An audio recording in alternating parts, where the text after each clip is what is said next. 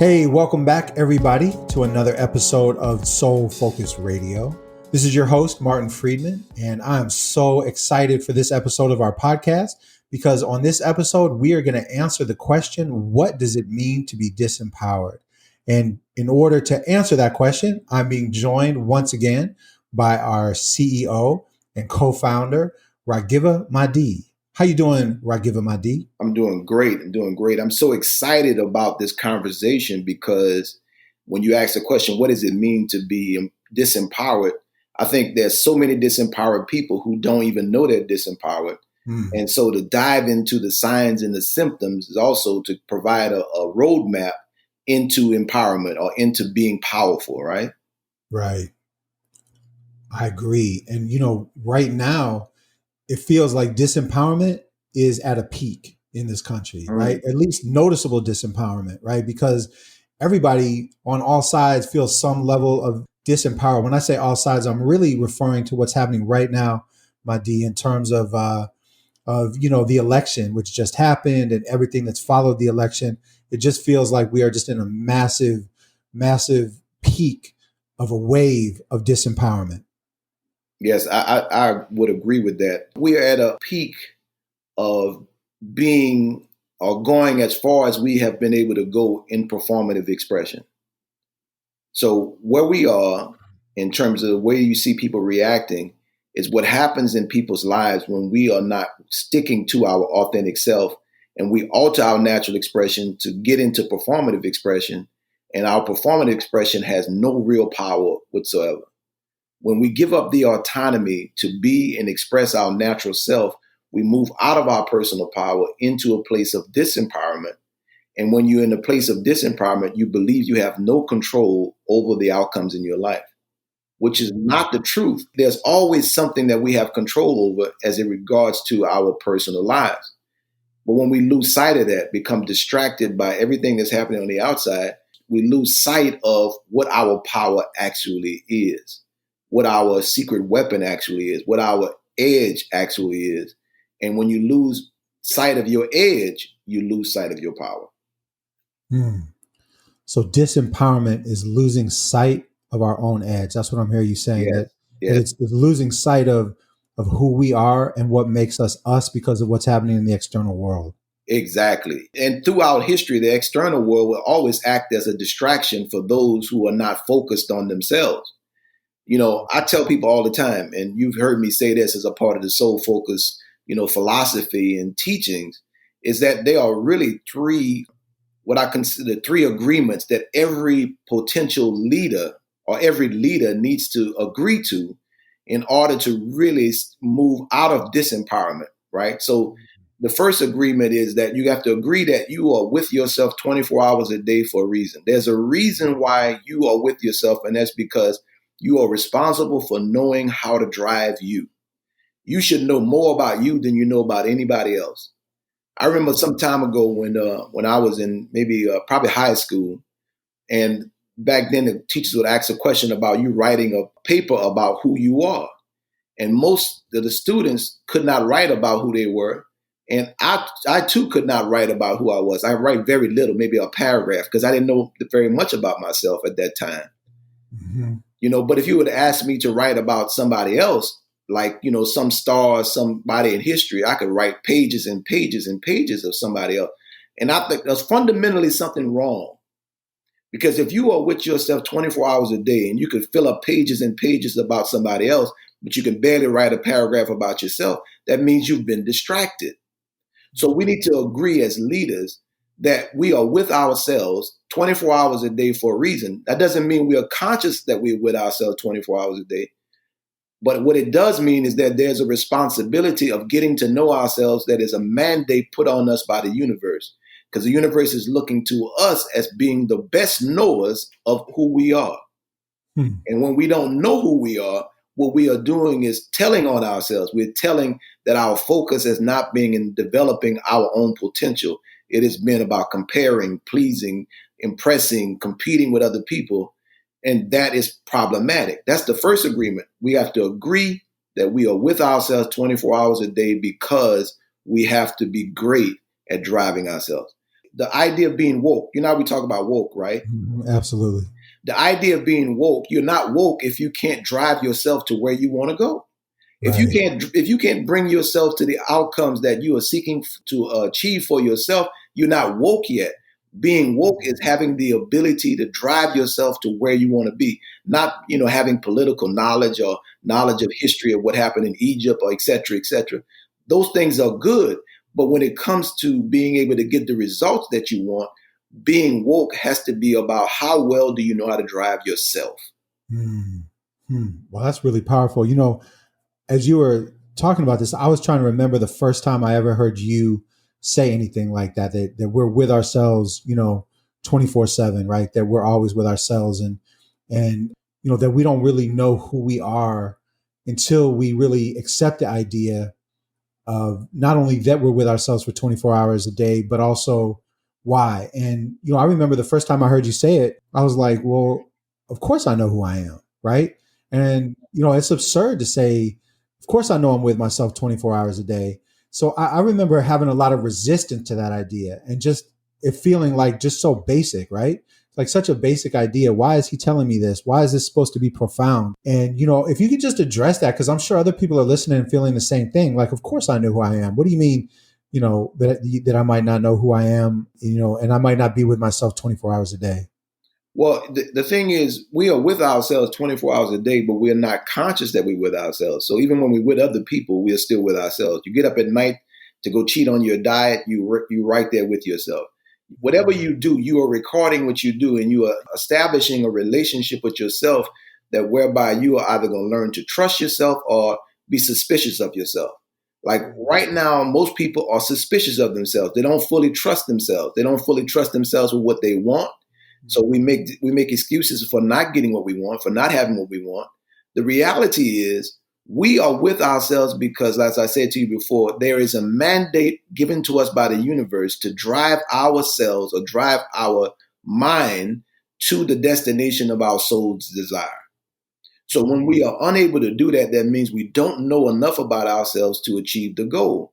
I work with people on a daily basis in my coaching practice who would tell me throughout all these years, thousands of people, I don't know who I am. I've lost myself. And that happens. It's nothing to be ashamed of that you've lost yourself and you don't know who you are. But it's important for you to admit that if you lost yourself, it's because you've been focused on everybody else except you. If you don't know who you are, it's because, once again, you've been focused on other people versus being focused on yourself. In fact, we've been taught by religion that it is really not good for you to have knowledge of self. It's not good for you to be focused on yourself as being selfish. But the reality is there is no other human being that you will be completely responsible for driving to where you want to go except you. You have to take full and complete control over your own mind and teach your mind to drive you in the direction that you desire to go. You can't do that unless you acknowledge the fact that being with yourself 24 hours a day is a responsibility that you have for yourself and where you want to, what you want to create and where you want to go in your life. That's definitely resonating with me because I'm thinking about concepts like self-sabotage, self-doubt. You know, if we really knew ourselves and we were really, like you say, conscious of being with ourselves 24 hours a day, we wouldn't have those ideas. And I know, speaking personally, you know, I feel like I've been a massive self-sabotager for a majority of my life. Had self-doubt, have not trusted myself, haven't loved myself. And what I'm hearing you saying is that's what it means to be disempowered. What it means to be disempowered is for us to act against ourselves. And that something has had to happen to us externally because that's not a natural state of being, right? No, it's not. We are born completely in harmony with our full potential. In other words, when as children, we feel our potential and we have no conflict with it. And we are seeking to do things that other people would think are impossible. But as children, we don't believe it's impossible because we are one with our potential. Now, becoming an adult should be about us discovering how to drive ourselves equal to that potential. But because we become so distracted and because we are socialized to be distracted, we are taught that we should be more like somebody else, almost from the jump.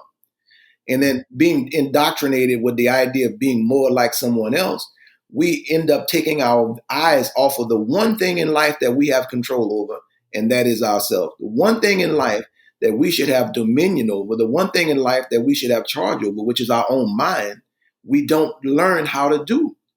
And so we end up saying we want to go left, and every morning we wake up and we go right. And then we recommit ourselves to going left, and left may be losing weight, left may be becoming a successful business person. And what we do, we end up going right. Notice how you have seen yourself go the extra mile for other people, but you have not been able to get yourself to go the extra mile for you. Notice you will find there are people who are very neat and organized at work for someone else, but their home is a mess. We have been willing to do things for other people that we have not been willing to do for ourselves, which proves that we're not woke yet, that we have not entered into the agreement, the conscious agreement that we are with ourselves 24 hours a day for the reason that the universe says that we are responsible for being able to drive ourselves to the destination that we desire. No one else is going to be held accountable for this but you. So we can blame other people. In a state of disempowerment, we blame other people for ourselves not being able to drive ourselves to where we want to go. Now, I know a lot of people talk about the idea of, the external barriers like racism, sexism, patriarchy, et cetera, homophobia. All those things are real. There are external barriers that are presenting obstacles. However, you should not be working with those obstacles. Right. You should be 100% on your own side so that those obstacles don't work against you, because you are not setting the booby traps the obstacles have set for you. The obstacles that these systems have set depend on you seeing yourself as not being good enough. They only work with you operating from a disempowered state of mind. As soon as you get into an empowered state of mind, those barriers do not trigger or get you to sabotage yourself. They don't get you to turn against yourself. You need to be 100% on your own side. And it begins with you agreeing that I am responsible for me because I'm with myself 24 hours a day. I'm responsible for knowing me better than I know anyone else. So what I'm hearing you saying, this is really powerful. What I'm hearing you saying is that what it means to be disempowered is when our fronts don't match our backs. Yes. What it means to be disempowered is when external messages, we've allowed external messages to define who we are. That keeps us in a state. And also what it means to be disempowered is this idea that we think just because we have certain amounts of knowledge that we're so-called woke. And as you and I have talked about before, it's a constant process of awakening, right? Right. But driving is not a one-time thing. Driving yourself, being woke means constantly reawakening, because the world wants us to be asleep. The world asks us to be asleep to ourselves, to who we truly are. I tell my clients all the time that you have to feed the awareness that you've developed as a result of going through my coaching process. Don't think you can walk away without feeding this awareness. You got to feed it because you're growing it. And if you don't grow it, you will lose the awareness. The concept of being born again that we see in Christian religion does not represent the idea of only being born again once. Being born again is a continual, repeated process. As you grow and develop and you get to know more about who you are born again and again and again. Your mind is being renewed again and again and again. And so, because you're learning how to drive yourself to higher levels, because the objective is to bring out your higher self, as we say it, the butterfly in the brain. You are unleashing the butterfly in the brain by the constant evolving of yourself, the constant rebirth. It's not just a one-time thing. A lot of people think it's a one-time thing. So they go to church and they say, I'm born again. And they're not growing. They're still in the same state of mind they were in when they started. You don't see them knowing more about themselves or being able to drive themselves to any direction different from what they've been going. And you don't know that. You don't really discover how much you know about yourself or don't know about yourself until you allow yourself to want what you really want. And that's what most of us don't do. We don't allow ourselves to want what we really want. We lie to ourselves about that. But you need to measure yourself based upon what you truly desire and how well or how effective are you in driving yourself to that objective. I mean, I want to make sure that we're really clear about that. What does that mean to allow ourselves to want what we really want? Again, I can imagine a lot of people saying, I know what I want. What does it mean to allow ourselves to really want what we want? Here's what it means. It means that most of us unconsciously are waiting for or looking for someone in authority to give us permission to go after what we desire. Mm. Because we spent most of our life comparing ourselves to other people, pleasing other people, or attempting to please other people, impressing other people, proving stuff to other people, and competing with other people. And because those 5 habits have been so prominent in our lives, that we actually sit around and wait for life to make decisions for us. So like you see a person be in a relationship and you know the relationship is over. You know the shit ain't working at all. But you stay in the relationship because you don't want to be the one that makes a decision, because you don't want to take responsibility for the outcome. So you wait for life to force you all to leave rather than you making a decision to go after what you really want. What you really want is to be in a happy relationship. It's to be in a relationship that is not the relationship you're in now.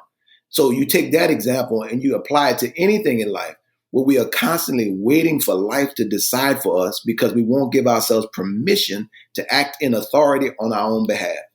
God put you in charge of your own life for a reason. That means the decisions have to come from you. And being empowered or being disempowered is about not feeling like you have the authority to make the decision. And the reality is no one else has the authority to make the decision for you to be you and for you to go after what you want but you. Mm-hmm. And so whiteness and racism and sexism, classism, patriarchy, ableism, all of the different isms, those have all served to confuse us about what we really want. Yes. Right?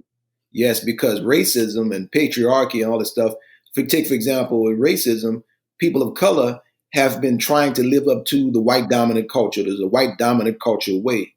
And in doing that, we have morphed our natural desires into desiring what the dominant culture wants us to have. And in doing so, we have become more and more disempowered because one of the things that we have power for is to give ourselves what we want. The first thing that we want more than anything else is to be our natural self. That's the first thing we want more than anything else. Here is why I say that's true. Because the minute we stop being our natural self, we start being unhappy. No matter what we achieve in life, we won't feel any satisfaction or fulfillment if we have achieved it not being our natural self. In fact, we will have side effects, depression, sadness, frustration, disappointment internally because we got it, but we had to leave our part of ourselves behind to get it, which is not what happiness is. It's not what health is.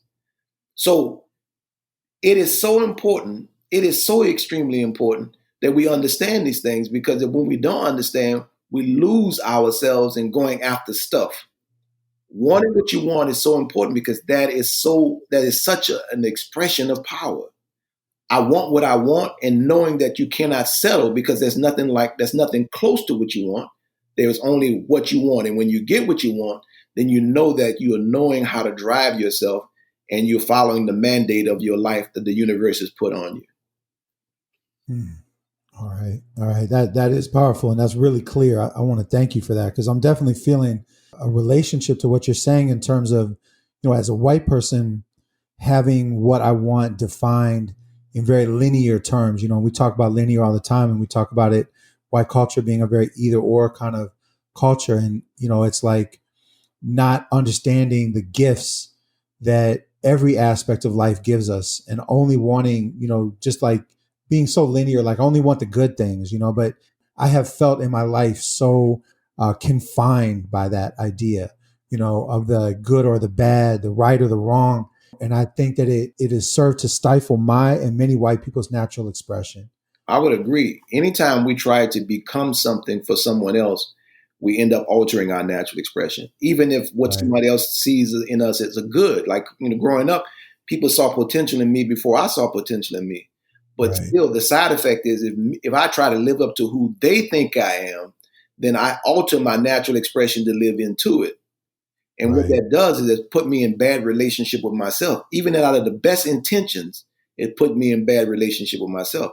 Think about it. For years, women have been defined by men on what it means to be a good woman. And so when women try to live into what our definition of a good woman has been and what have altered their relationship with themselves. Most women, or a great number of women, are just beginning to discover who they are in the face of other people describing and defining who they are.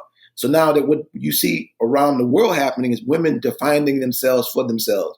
and everybody's in the uproar and they're saying that these women are doing something wrong. No, they are moving from out of their state of disempowerment, because that is what disempowerment is. When we start trying to live up to someone else's definition of who we are, then we become disempowered because it moves us away from our natural expression. Power in itself, personal power, is having the autonomy to be and naturally express who we are. In other words, to be able to show up authentic. So think about being a little girl and you're being socialized with what it means to be a girl, what it means to be a woman. And all of these definitions are really coming from men who have never been a woman before in their life. Right. That's wild. Think of the same thing with people of color. We're seeking to live into the definitions that white people have ascribed to us. And white people have never been a person of color, have never been behind the situations that we've been in. And they have been defining who we are, how we should be when we show up into institutions and systems. And that has been our model for aspiring in life. So success has been, how far can I move away from my authentic self? And the systems have rewarded me for that. They reward people of color for moving away from their natural self. You get what I'm saying? I see it all the time. I do. I get it. And it's absurd. When you put it like that, it's absurd, right? It is very absurd. That has to be what it means to be disempowered, is to, to be denied, to have been externally denied the opportunity to define yourself as yourself, and then to continue the process. Like we continue the process of that. That happens to us externally, and then we keep it going. That's what I hear you saying. Yeah, and I want to acknowledge that this was set up by physical force in the beginning. So you look at the point of slavery. Slavery was not just a message sent to people of color. It was a message sent to all those who were in a subordinate position. So that force was designed to to send a message into our nervous system, into our psyche, to be afraid to move toward our natural self. But all of our power is in our natural expression. So the minute you begin to alter your natural expression, you begin to move away from your power.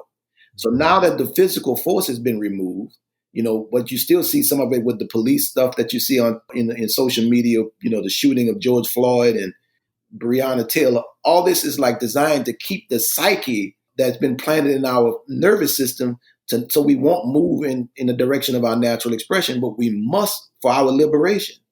Not only do people of color have to move toward their natural expression for liberation, but white people too. Everybody needs to be moving toward their natural expression in order to experience the liberation that is necessary for us to get back into our power and to stop existing in a disempowerment state. So I told you at the beginning, the first agreement was you agree that you're with yourself 24 hours a day, that you're responsible for driving yourself to the direction your life wants to go. The universe is holding you responsible. The next agreement is that you have to agree that you are the common denominator in your life. If you look at all the different relationships of people that you've shared, you will notice that you are the only person that showed up to every one of those relationships. So whatever consistent outcomes that are being produced, liked or unliked, you are the carrier of those outcomes. It means that something that you are bringing to the table that's repeatedly recreating either what you want or don't want. It is your responsibility to take a good look at that and own it. What we have been doing is we've been waiting for our oppressors to come and own it for us. It is not their responsibility. Listen, we are not at fault for racism, just like women are not at fault for patriarchy. However, it is our responsibility. Our future is our responsibility, which requires us to take ownership of what we are bringing to the table as a result of suffering all the trauma that we've been suffering. It's our responsibility to heal that trauma, because if we keep bringing the side effects of that trauma into our relationships, we will keep reproducing the unwanted results that we see happening over and over and over again. It just really hit me, Mahdi, that for us, for those of us that are white, the way that plays out, we're the common denominator every time we say, well, why are they so sensitive? I can't make this joke anymore. I used to be able to make this joke. And why are people reacting, so much to me? Or, why am I hurting people when I don't want to hurt people? I hear this from liberal folks all the time, this huge gap between intent and impact. Well, when I said that, that's not what I meant. I didn't mean to be triggering or whatever, and while we're not responsible for other people's trauma, we are responsible to identify that common denominator aspect for us. what is it that we might be doing, right? And so what it means to be disempowered as a white person in this context is that we're not conscious of what it means to be the common denominator in all the situations where we're racially aggressing or gender aggressing, et cetera, people in our lives. Yeah, I think you said it very well, Martin. Anyone, regardless of what their race is, who is not accepting responsibility for being the common denominator continues to bring whatever they bring to relationships that produces the results that they don't want over and over again without ever changing it. So the first sign of power, that we're coming into our power, is that we're owning what we are contributing. So if white person is, constantly experiencing what you discuss, it's because of what they are bringing to the table, not necessarily what other people are bringing. Relationships act as mirrors, reflecting back to us the state of our consciousness at the level that we are operating most consistently. So the reason why good intentions do not always pave the right outcome is because intentions and outcomes are often misaligned totally. Right. So you taking responsibility for being the carrier, for being the common denominator, is so critical in you transforming and moving from being disempowered into a state of empowerment. It comes with accepting responsibility, because the only reason why power exists in actuality is to help us respond to our responsibilities, or to help us take care of our responsibilities. There would be no reason for power if there was no responsibility. So every time you deny responsibility, you are unconsciously denying the resurgence of your power. Right. And that's what keeps us from not being aligned. And we can't have our intent and our impact aligned if we're not aligned ourselves. Exactly. And that which brings us to the third agreement. The third agreement is that you are only equal to yourself. You are equal to you. So what we have been doing, which has been a big part of the distraction of why, even though we with ourselves 24 hours a day, even though we're the common denominator, we still end up thinking that we're not responsible for the conditions in our relationships, is because we've been trying to be equal or less than other people. We've been trying to prove that we're less than other people or greater than some other people, rather than being focused on being equal to our full potential. It is our responsibility to equal up to our full potential. The universe is not going to hold anyone else accountable to how close we came to our full potential but us. Right. Period.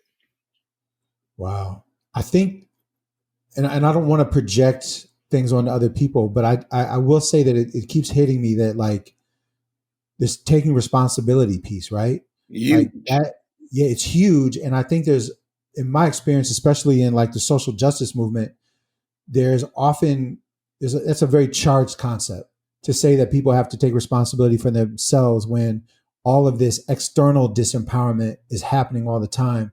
That it's like, how do we not fall into like a blame the victim, or it's your responsibility even though you've been victimized? How do we not fall into that? Because that's immediately where my mind is going as you're giving us this third. I really appreciate the fact that you bringing that forward, because here's the deal. If I've been traumatized, if I'm sitting around waiting for the person who traumatized me to heal before I will heal, then I'm in trouble. My life looks very bleak. My responsibility is to heal myself, is to restore myself back to a state of natural expression, so that I can be healthy and happy in my life. I can't wait for my oppressor to acknowledge and say he's sorry or she's sorry before I accept responsibility for the fact that my life is still in my hands. And by taking responsibility for my life, I am empowering myself. To do it the other way around is to say that I need my oppressor to validate me in order for me to feel empowered. I need my oppressor to say, I'm sorry. It's like waiting for Jeffrey Dahmer to come in and heal the people's lives that he's destroyed. Right. It doesn't make any sense at all. Right. So this is why we have to get out of that state of mind that by taking responsibility, it means that we are holding the victim. We're saying the victim is to blame. No, there's a difference between blame and responsibility. That we know that the victim is not to blame for the victimization, but we are responsible for the transformation of our lives. And if we don't take responsibility for that, it will not happen. Right. And what I'm feeling as, again, as a white person, is that the responsibility is mind as a white person and all of us as white people not to heal people of color, but to heal ourselves. Well, you And can. You that's can. it. Right. But I think we believe we can. That's that white savior complex, that charitable stuff, all that stuff. Our responsibility 100% is to heal ourselves. Right. Let me say this, because this came up in a conversation the other day about white people. And, it is so arrogant to believe that you could be in a position of oppression, being the oppressor for all these years, and not think that you have some healing to do in relationship to all of this. I said this: people of color are in danger around white people who have not been putting themselves through a process of healing. When I say Right. process of healing, a process of coming back into your right state of mind, a process of coming back into your natural expression, being one with nature, being one with the life force that exists around us. You have a greater responsibility to heal yourself, because as long as people of color are around you, our lives are in danger, and being an ally is not enough. That's bullshit, to be honest with you, because being an ally, you could quit whenever you want and go home. But That's right. if you commit yourself to healing your very mind, healing your mind and returning your mind to a place of being one with your soul, then you could stand with other human beings in solidarity, in human solidarity, where we are all in our power. Until then, you are suspect. You're going to be suspect because you haven't dedicated your life to healing. You've been acting as if you're not damaged. And you are more damaged, if not twice as much more damaged as people of color. Yeah, thank you for saying that, because I've been pushing against the ally concept for a long time now. And, just to hear so clearly that that's actually a disempowered place for us to come from as white folks Yes, it is is. really important. So, Mahdi, we're going to close out this episode. Ragivah, Mahdi, I want to thank you. We're going to close out this episode. And our next episode, we're going to, in this episode, we clearly defined what does it mean to be disempowered. Now we're going to really continue the conversation that you already started for us on what does it mean to be empowered in our next podcast. But I feel like you brought great clarity to this conversation. So I really want to thank you. You're welcome. And I hope that it has brought clarity to those listening. Support this podcast, support the Soul Focus Group, support this message, because there are people who are dying for it. That's right. And the way to do that, the way to support us is to go to soulfocusgroup.com, to go download all of our podcasts on iTunes and Spotify, and come and join us. Right now it's virtually. Come and join us virtually in the work that we're doing. We're so excited to have you on the journey with us. We want you to know that we love you. We love each and every one of you. We thank you for giving us the time and attention that you gave us today. Can't wait to continue to build with you in the future in every way that we can. And more than anything else, what we really ask from you and for you is just stay soul focused.